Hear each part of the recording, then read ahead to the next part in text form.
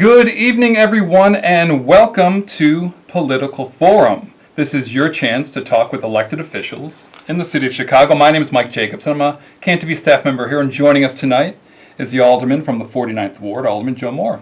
Good evening. Hi, Mike. How are you? I'm well. I am just so thrilled to be the first guest of Political Forum in the new studios. Folks, these studios are so much more state-of-the-art than the old studios were. And we were joking. You used to have, when a call would come in, the staff assistant would sit on a chair across from you and wave the sign and everything. Now everything's totally electronic. 21st century. And very much 21st century. So I'm honored to have been invited to be the first guest on Political Forum in the new studio, and it's great to have you back on the air. And we're honored to have you as our guest tonight. And folks, this is your chance to talk with the Alderman. If you have a question, comment, or concern, the number's at the bottom of the screen, 312-738-1060, 312-738-1060. And folks, please tell your friends and family they can also watch us online live right now at cantv.org/hotline. cantv.org/hotline. Just in case they have one of those satellite television deals, or they don't have cable or satellite. Right. Or they're coming home from work, and they're on the way home from work, They can look at it on their smartphone. So, all right. So, Alderman, for folks who don't know a lot about you and your ward, why don't you give people a little 411? Well, I represent the 49th Ward, which is on Chicago's far north side. The lake serves as my eastern boundary. I go as far north as the city of Evanston. See, some things still are not high tech. Here's the lake. Here's Evanston up here, and my southern boundary is Devon Avenue for the most part. Although, as you can see, it jogs up a little bit to Albion. I go as far west as Western, but Ridge Avenue constitutes most of my western boundary. But primarily the Rogers Park community, a little bit of the West Ridge. Great neighborhood. It's been fun to represent. I've been alderman now for a little bit of while. Mm-hmm. And I saw you just put up my contact information there. Show that too. Real important because if anyone has any service requests, particularly if they live in the ward, this is the information. This is the way you contact us. The phone number is right there, 773-338-5796. And there's our email address, ward49@cityofchicago.org. And then my website, ward49.com. And there it is, the homepage of the website, live right now. But if you can actually, if you look on the left-hand side of the website, is where you can sign up to receive my electronic newsletter. We send them out several times a week. Different news items that we feel are important for the community. Let people know of upcoming meetings, upcoming events, public safety alerts. We had one this week. All sorts of important news that I think people found very, very, very informative. So I encourage people to go to my website and sign up for our electronic newsletter. Okay, so there's a lot of stuff going on, both in the city of Chicago and in your ward. So let's start with your ward, and then we can maybe branch out from there. Sure. So one of the things that just was happening, which is actually pretty popular in the ward, is participatory budgeting. Yes. So talk about that and what came out of it, because that's pretty fresh news. Yeah, for those who are uninitiated on participatory budgeting, this is something we do in our ward. Every alderman in Chicago gets $1.3 million to spend at their discretion on capital improvement projects, infrastructure, streets, alleys, sidewalks, new playgrounds, things that are infrastructure that will be around for a while. And I take $1 million of that $1.3 million and dedicate it to this process called participatory budgeting, which is just a fancy way of saying we're giving the power to make the decisions on how these tax dollars are spent, not to the politicians, but to the people. And so I've got a 9-month process where we have community residents who help come up with ideas for projects that they believe the neighborhood needs. Mm-hmm. We put those projects on an election ballot, and then every spring we have an election where anyone who lives in the 49th Ward who is age 16 years or older can come out and vote.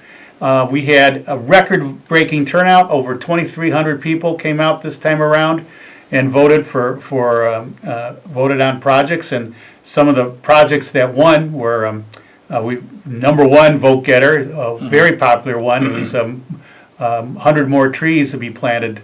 We had a very, very bad windstorm, a very bad storm last August, lost a lot of old trees. And so we're using this to plant trees to replace the ones that were fallen. New street lights and alley lights around Sullivan and High School and Kilmer School. That was a project that was proposed by Sullivan students. We like to get young people involved in the process. And we've got improvements to several parks in our neighborhood that were voted on, including new chess tables at Loyola Park, a new fence around the basketball courts at Passion Park, and streetlights on Greenview Avenue between Toohey and Greenleaf. And the voters also voted to take about 65% of that budget and devote it to resurfacing several blocks of streets, repairing several blocks of sidewalks, and resurfacing several blocks worth of alleys. So some traditional infrastructure and then some other special projects. But we just finished our 7th year, and we've got it's spread. There's 7 other wards in the city of Chicago that are doing it right now, as well as New York City. About half the city council districts are doing participatory budgeting, all modeled after the thing that we did in the 49th Ward starting 7 years ago. Great. Well, we'll try to get to that a little later on, but right now we have a caller on the line. Caller, are you there? Good evening. Welcome to the new studio. Alderman, when you ask most people about the George Lucas Museum, Yes. most of Chicago don't want it. And when you're talking about tearing down parts of McCormick Place, a couple years ago they tore down Michael Reese Hospital. We need to have a trauma center, especially in certain parts of Chicago, than that Lucas Museum. And see, like the mayor wanted, and he go to get it when a lot of Chicago, they don't want it. All right. Well, I don't know if in the new system here whether the viewers were able to hear the call. So just in case they didn't, the caller was indicating that he believed that there was not popular support for the Lucas Museum, and that money would be better spent building a trauma center. Well, I certainly agree a trauma center is needed on the south side of Chicago. And I believe the University of Chicago has agreed to build one.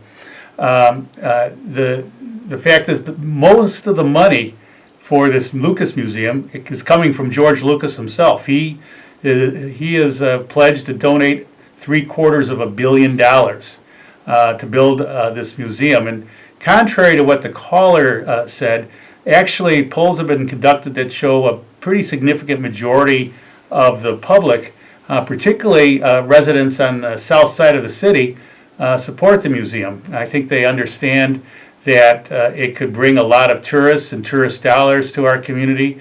Construction in the museum will create a lot of construction jobs. And here's the part that I don't understand why an organization like Friends of the Park would be opposed to this. It's going to take out a parking lot. That's the original proposal. A parking lot. A parking lot that if we didn't have this billionaire's money, would be there for the foreseeable future. A parking lot that serves only one purpose, and that's to provide parking on the 8 days a year where we have Chicago Bears games. So I could understand the concern if this was a bucolic meadow or grass or hills or anything else, but it's a parking lot. And under the proposed plan, the museum will occupy some of the space, but the rest of it will be greened over and part of the museum campus that has really been a big benefit to the city of Chicago. And by placing the museum there, it will have a lot of synergy with the Field Museum, the Shed Aquarium, the Planetarium. I think it's a no-brainer, and I hope Mr. Lucas sees this through and allows things to play out in the courts, because attorneys I talk to, many attorneys I've talked to, feel that the federal court judge was incorrect in his rulings, and that ultimately the case would be overturned on appeal. So I hope Mr. Lucas sits tight while we can fight this through the courts. Thank you for that question, caller. All right, so yes, and there's a lot of stuff now going on. Like besides that, the Lucas Museum. One of the couple things that came out of today, in City Council, Airbnb.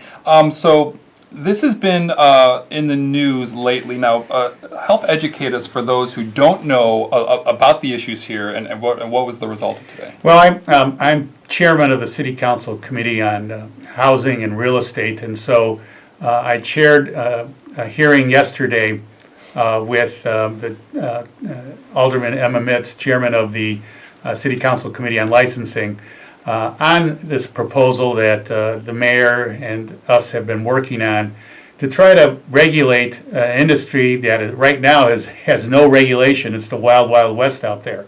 I think we should welcome this, this new economy and the benefits it brings to most of our communities.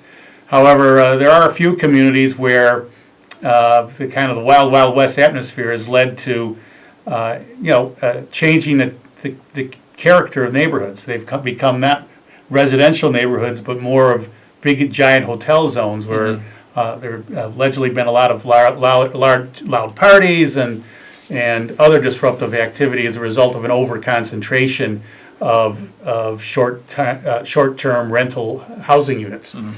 And so the measure that we're working on right now is going to try to balance interests. We're going to still allow people to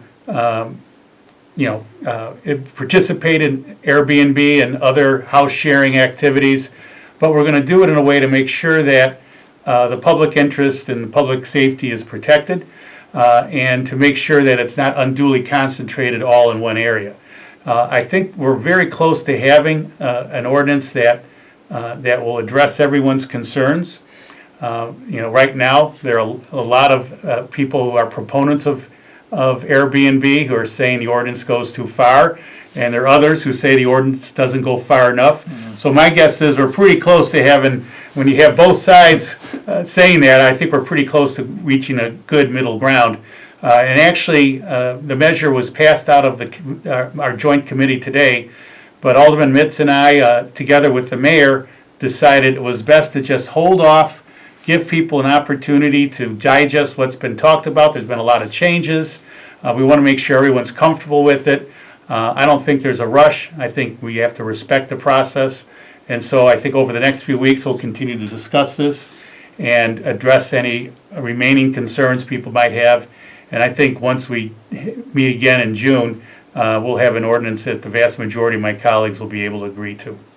All right, folks, just want to remind you that you're watching Political Forum tonight. Our guest is Alderman Joe Moore of the 49th Ward. If you have a question, comment, or concern for Alderman Moore, the number's at the bottom of the screen, 312-738-1060. That's 312-738-1060. All right, so more things that were going on, today in City Council was a topic came up about privatizing security at O'Hare and Midway, and I think this may be coming out of the news lately that there's been a lot of delays, at O'Hare. Yeah, there's been a lot of news lately, not only about O'Hare but across the nation.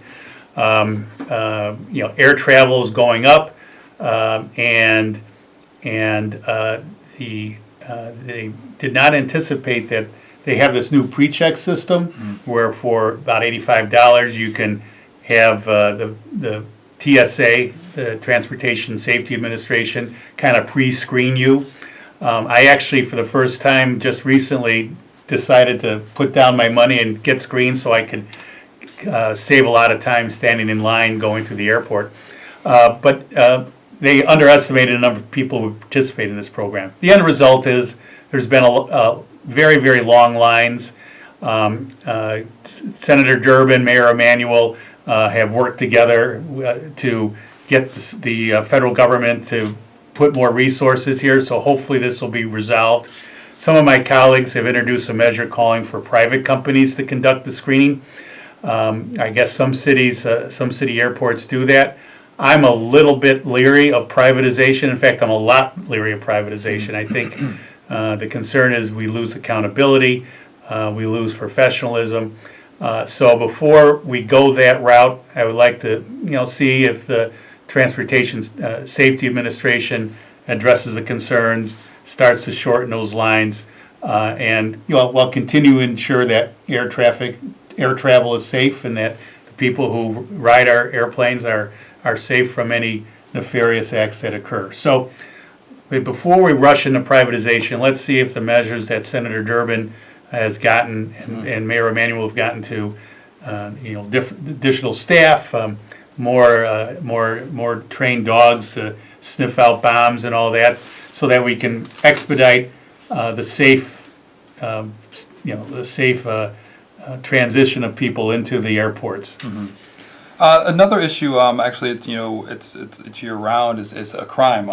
Yes. And I know this is something that affects all wards. So what are you seeing in terms of trends, both in your ward and in the city, and what can the community do? Well, this is there has been a spike in particularly violent crime in the city of Chicago, particularly shootings. But it's not only been the city of Chicago, other cities across the nation are experiencing the same thing. And we don't really, sociologists and criminologists are debating over why this is, and we have over time the ups and downs of these kind of crimes. It looks like right now many urban areas, including Chicago, are experiencing an uptick. Well, here's what we can do, because it worked in the 90s. We kind of steered away from it. We should revisit it again, and that's community policing. Real community policing, not community policing where we're paying lip service to it, but real community policing where we reach out to community partners and have a joint effort at addressing the crime and social disorder issues that affects the quality of life. Mayor Daley, to his credit, in the early 90s, at prompting of many people, including myself, implemented a very, I think, thoughtful and comprehensive community policing initiative. Unfortunately, as time went on, he took his eye off the ball, began slashing a budget for community policing, cut out a community organization, a citywide community organization that really helped to recruit neighborhood residents to become partners with the police. And as a result, by the end of his term, community policing had become a shell of its former self. I'd like to see that returned. When we had really strong community policing in Rogers Park in the 24th District, we saw a real decrease in crime. In fact, in the 20 years from the early 90s until about 2012, we experienced over a 60% decrease in all categories of crime, including violent crime. And since 2012, we've seen that kind of climb up again. Nowhere near the level we were in the early to mid 90s, but still too high. And we need to redouble our efforts to get community people involved with the police, building that trust that seems to have broken down between the police and the community, increasing understanding, increasing cooperation, increasing a flow of information back and forth between the police and the community. So that's one key, policing and improved policing. The other key, of course, is education. And one of the things that I've been working very closely with is our local schools, particularly Sullivan High School, which is in the process now of applying for a $10 million grant to remake their school, to reinvent their school. It's very exciting. They are now in the semifinals. We just had a community meeting on that Tuesday night. They have a very exciting proposal, and they're very hopeful that they'll get that $10 million grant. See, one of the reasons we have crime is because there's a lack of hope among our young people, a lack of a sense of greater possibilities. And the key to building hope and the key to giving young people a sense of greater possibilities is education. And so improving our schools, providing educational opportunities so that they're not alienated, but they feel that there is hope beyond tomorrow is I think another key to our getting a handle on our public safety problems. And what about folks in the neighborhood too, like folks in the 49th Ward? Because is there anything that if can you answer the question, like, what can I do now? I know that Yeah. you might have, like, ward Well, walks, things well, like that. we have beat meetings. Every ward, I'm sorry, every police district's divided up into sections called beats where where police officers are assigned. And every month, the community gathers and shares information. And every other month, the police are at that same meeting. They're called beat meetings. And they share the information with the police, and together they develop strategies to address crime issues. They prioritize problems, they share information, and together they work on solutions. And one of the really exciting initiatives that's come out of the beat meeting system is a thing called positive loitering. And what that is involved are, ordinary, everyday neighborhood residents coming together and literally loitering on a corner in a positive way, or walking around the neighborhood, being the eyes and ears and being a positive presence. And that it has really led to a decrease of crime in certain hot spots in our community. That positive loitering is starting up again. One of our beat facilitators, a guy named John Warner, leads that. So if anyone wants to get involved with that, contact my office and we'll put them in touch with John. Also visit my website, ward49.com, and see when your next beat meeting is taking place. Wonderful. Looks like we're have just a couple minutes left in the show. A lot of the things that are going on in the 49th Ward also involve about like all the different businesses that are popping up. So talk about that, the recent developments. We have had a great number of new exciting businesses either opening up or about to open up. All you got to do is drive up Sheridan Road and you see our brand new hotel that is going up. That'll be opening in the fall, Hampton Inn. And it's going to provide a wonderful amenity for our neighborhood. Right now, if you have family visiting from out of town or friends from out of town and you have a small 1 or 2 bedroom apartment, you can't accommodate them. Right now they have to either stay at a hotel downtown or go up to Evanston or stay out in Skokie by the highway. Now they'll be able to stay right in the neighborhood. A wonderful amenity. And it'll be amenity that brings people into our community. We've got a new theater, a live theater that has opened up on Howard Street called the Factory Theater. Howard Street has lost its live theater about 25 years ago, and now we've brought live theater back. And the Factory Theater is a very exciting theater company. They have they're all originally produced plays by the people who act in them or produce them. I was just there last week at a wonderful production. It's very, very, very enjoyable. And right next to the Factory Theater, we've got a wonderful Nigerian restaurant, a very upscale Nigerian restaurant that is open with some delicious food. And one of the great things about our neighborhood is all the various ethnic restaurants we have. And it's called Little Unikoko Restaurant. Really good place. And the other side of the theater, we've got Soul Cafe, a very neat coffee shop that is packed every day, right there on Howard Street. Morse Avenue is still seeing a lot of great things going on. Rogers Park Social is one of the center points of positive social activity on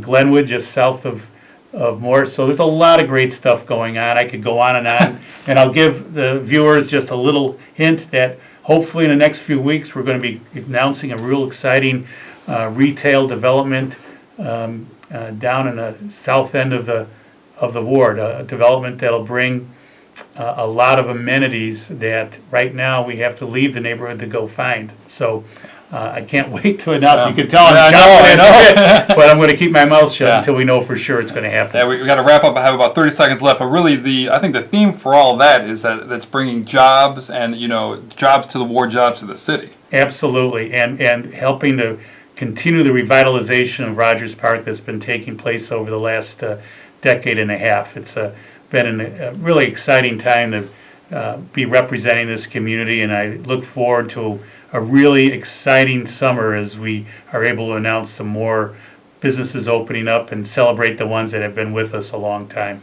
All right, so before we go, I'm just going to show folks the way to get a hold of you with your address, 7356 North Greenview Avenue. The phone number 773-338-5796. You can get emails at ward49@cityofchicago.org and also visit his website, ward49.com. Wonderful. Well, again, it was great to have you on tonight. It was great to be here. I've been missing this because you guys have been shut down for a while. I'm glad you're back up and around. It's a great opportunity for people to see their elected officials and ask them questions, and I look forward to being back soon. Well, thank you all for calling in and for tuning in, and thanks to Sylvia for answering the phones. You're watching Political Forum. Next week, please join us next week at 7 p.m. on Wednesday, where we will have Jason Urban, Alderman of the 28th Ward. So until then, have a good night and a good week.